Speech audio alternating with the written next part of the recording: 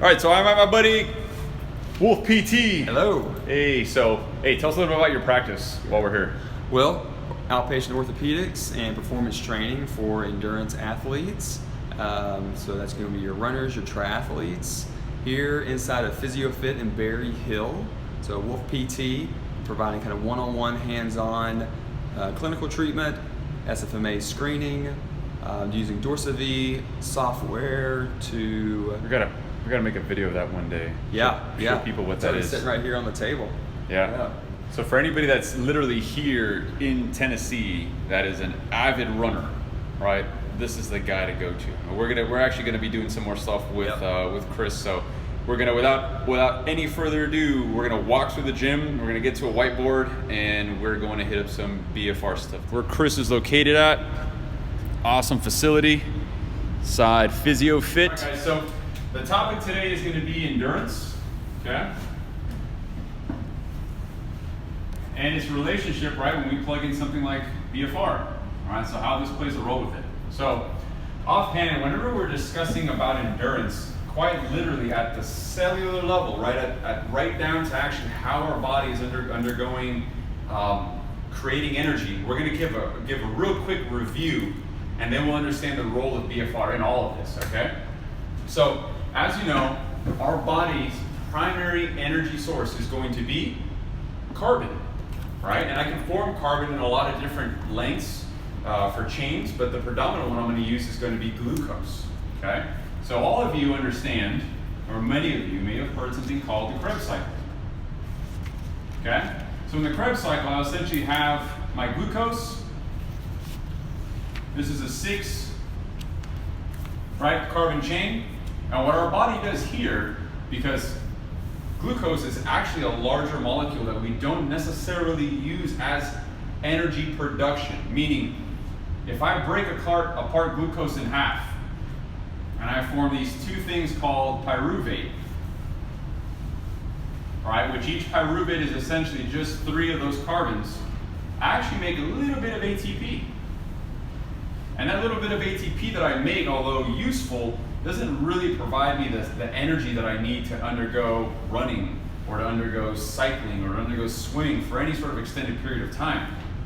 So the goal in mind when we're actually going through Krebs cycle is not necessarily to break apart glucose to make ATP, but it's actually to take pyruvate and shove it into a cell, right, or an organelle that we call a mitochondria.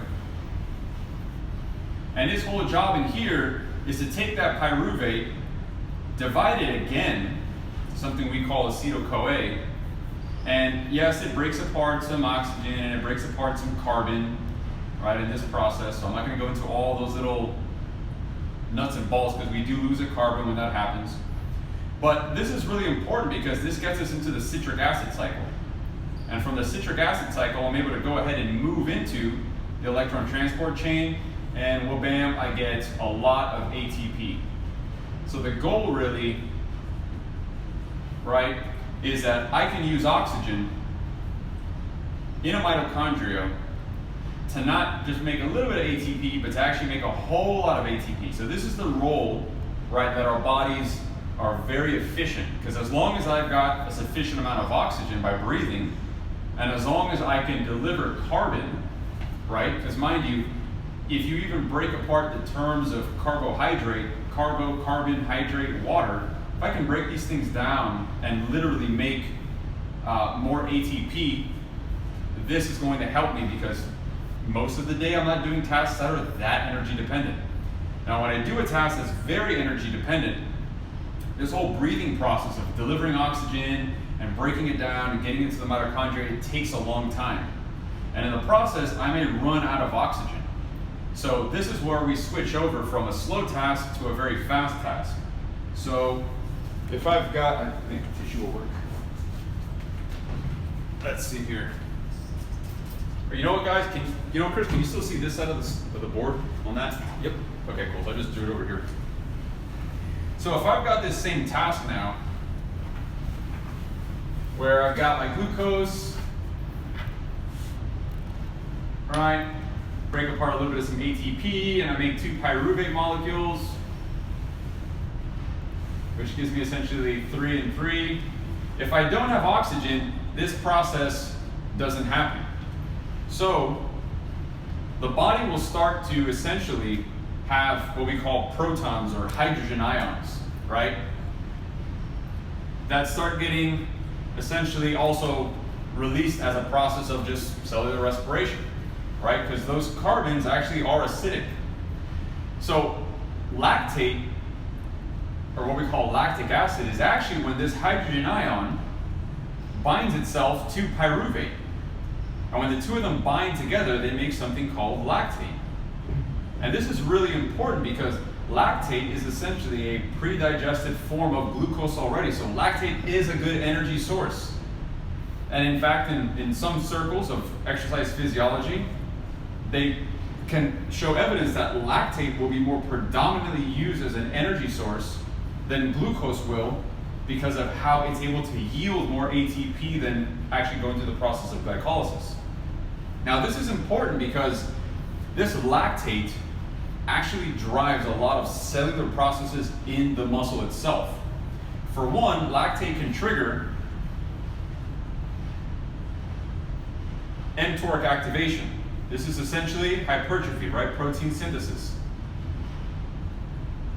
A lot of people like to think that hypertrophy means I'm always making contractile units that are bigger and stronger, but in large part, hypertrophy occurs on many different levels. I can create structural proteins, I can create regulatory proteins, right? And I can also just create proteins that are designed to just assist with, contractile. So contractile, structural, and regulatory, right? Actin, myosin, troponin, tropomyosin,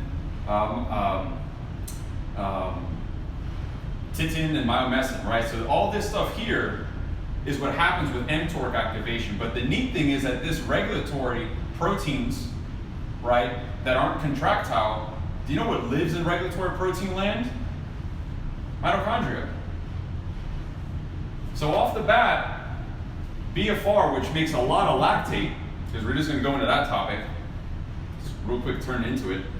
Since BFR makes a lot of lactate, and lactate drives mTORC, and mTORC drives hypertrophy, and not always contractile, but a lot of times regulatory, I can actually start storing more mitochondria, and evidence does show that. And we increase in overall mitochondrial proliferation, right, with something like BFR. Now lactate also aids to drive down what we call myostatin. That's a negative muscle protein inhibitor, meaning it doesn't allow you to undergo mTORC. So when mTORC is up, myostatin is typically down. They're inversely proportional to one another. Now lactate also helps to drive a couple different changes that happen systemically in the rest of the body, like we covered on last topic, which was with growth hormone and IGF-1 and how that's driven with lactate and how that plays a role with the brain. But I think a really cool point to make here also is that this lactate, although it plays a role locally in the muscle, and although it plays a role systemically with growth hormone and IGF-1, this lactate is also an energy abundant source for our heart, for our brain, and for other muscles in the body. So it doesn't only mean that I'm influencing energy production or ease of energy utilization at the local target tissue that's being worked with BFR. It also means that I'm applying or supplying energy for the actual entire body to use. So if we're thinking about an endurance task, for people who tend to stick in the Krebs cycle world, meaning low slow cardio, heart rate becomes steady, or steady state. We're never really attempting to increase cadence, decrease cadence, meaning our programming is very static, right? Chris will talk a lot about this, right? Static programming is a surefire way to just plateau and stop achieving adaptation. It's true with just about anything that we do, and it respects Wolfe's law. Surprisingly enough, I have a guy whose last name is Wolfe. Yes. So we do need to adapt, and we do need to encourage the body to move. And when we're talking about endurance activities, we are talking about existing within this world. But the process of actually undergoing more mitochondrial density and pushing more mitochondria to aid in Krebs cycle or cellular respiration or citric acid cycle, electron transport chain, it does mean that we do need to train into energy systems that do promote lactate production to even make additional energy, but to also aid in mTOR. Because what do we know about low load Krebs cycle land? We know that Krebs cycle land really doesn't do much of a job at all, right? I'm not going to say it's necessarily, it doesn't do any, I'm not going to say that, but it quasi does stuff to mTOR, okay? And we have studies to show that when we compare the effect sizes of low intensity training versus high intensity training makes a lot of mTOR by shutting down myostatin and systemically doing this stuff, and also aiding within the right increases of mitochondrial density and so forth. You see a lot of people on the internet now even talking about like, you know, I don't run, I simply just lift weights. Well, again, specificity. Cool, if that's what you're doing, awesome, keep doing it. But if the specificity is to be a all-around athlete or to play in a sport, a team sport requires you to run, you need to run. But we know weightlifting plays a role with it. That's why it's part of every single college or every single professional team's conditioning, right? They do lift weights because they understand this component, right? This energy system yields a lot of benefit to this other energy system. Because mind you, we're never just in one end or the other. It's not a light switch. The body's always constantly attempting to move back and forth to provide the best means possible for survival, right? Because that's why these things are even here. But we know that we need to move out of this world from time to time. We need to program it correctly, but we also need to understand and respect how this helps us to achieve better endurance, helps us to achieve better time to fatigue, and more so, power production. That's really where we're going to get here, which is the expression of one's strength. So that was the topic for today with endurance and BFR. I didn't go into any studies specifically because I figured this was going to take up enough time. Maybe we'll go over a couple studies next time and look at some protocols that are being used and how this is essentially being applied also clinically. So I've got my tourniquets with me. I don't think Chris and I are either ready to do it. So, cool. Do you want to add anything to this, Chris, while you're here? Do you want to talk about maybe you're kind of running programming, what you like to do for your runners? I'll let you kind of get the stage for a moment so people can kind of hear you out. Because Chris is going to start doing some Instagram live stuff one day. I'm going to get right. You'll be coming up very, very soon. So I'm not going to grab a marker on the board here, but you know, your body's always trying to find homeostatic condition, where it's trying to find balance. And if you allow yourself to get to that point, then your body's going to find that happy medium where it's never feeling like it's going to be pushed. Okay, it will adapt whether or not it's being underloaded or overloaded. The idea there for us, from an endurance standpoint, is to find that entry point to loading you, where your body truly will start breaking down, but keep producing this in order to allow your body to improve and to get stronger. And so like that adaptation continues to move in the right direction. Underloading you, and that's what the unfortunate thing happens in a lot of PT or clinical settings, where you go into, you can come in very, very strong, but maybe a very unbalanced or not a very good neuromuscularly moving athlete. But we don't know in a clinical setting necessarily how to prevent you from getting weaker. We can make you very balanced, maybe very neuromuscularly symmetrical and move well, but then we've created a weak runner at the same time. So how do we find that balance of keeping the strength, keeping adaptation still occurring, but improving symmetry, improving balance, improving your proprioception, so that way they all can kind of come together, and that way your production of that ATP is utilized more effectively as well.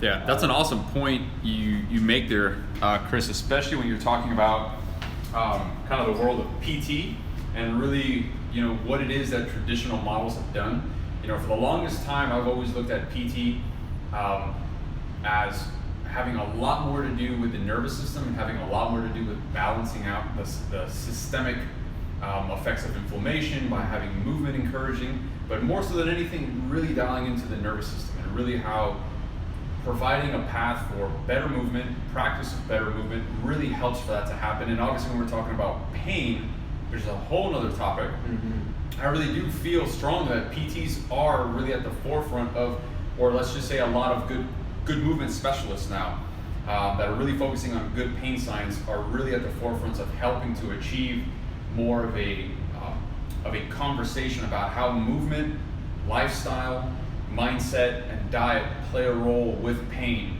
And this makes a big picture of it.